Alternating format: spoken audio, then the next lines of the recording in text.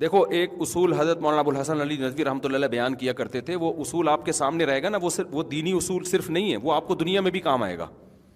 وہ اصول یہ ہے کہ آپ مقصد جو ہے نا، مقصد اس پہ کبھی کمپرومائز نہ کرو۔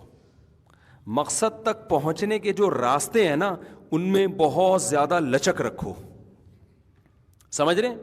جیسے بہت سے لوگ بات کرتے ہیں نظام تبدیل ہونا چاہیے، جو ہمارے ملک کا فی الحال نظام ہے نا، ظاہر ہے غلط، یہ تبدیل ہونا چاہیے۔ اس میں اگر کوئی آپ سے اختلاف کرتا ہے نا کہ نظام تبدیل ہی نہیں ہونا چاہیے، بس ہمیں تزکیہ میں لگنا چاہیے، اپنی اصلاح میں لگنا چاہیے، سوسائٹی کو چینج کرنے کی کوشش ہمیں نہیں کرنی چاہیے، تو وہ تو مقصد میں ہی اختلاف کر رہا ہے نا۔ حالانکہ ہماری ذمہ داری اللہ نے لگائی ہے، اپنے آپ کو بھی ٹھیک کرو، اور جو تمہارے بس میں ہو اس کے حساب سے سوسائٹی کو بھی ٹھیک کرنے کی کوشش کرو، تبھی تو نہی عن المنکر فرض ہے۔ لیکن وہ کوشش کیسے ہوگی؟ اس کوشش میں لچک رکھو۔ سمجھ رہے ہیں؟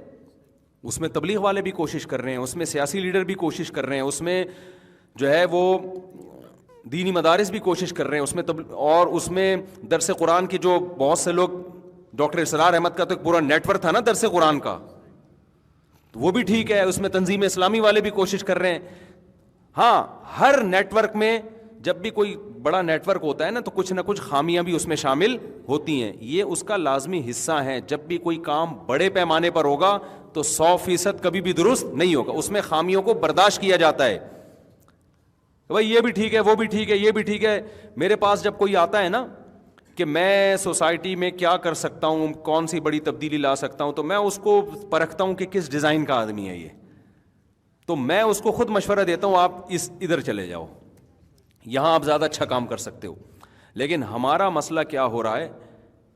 ہمارا مسئلہ یہ ہو رہا ہے کہ ایک طریقے کو متعین کر کے باقی سب کی نفی، تو یہ بہت خطرناک ہے۔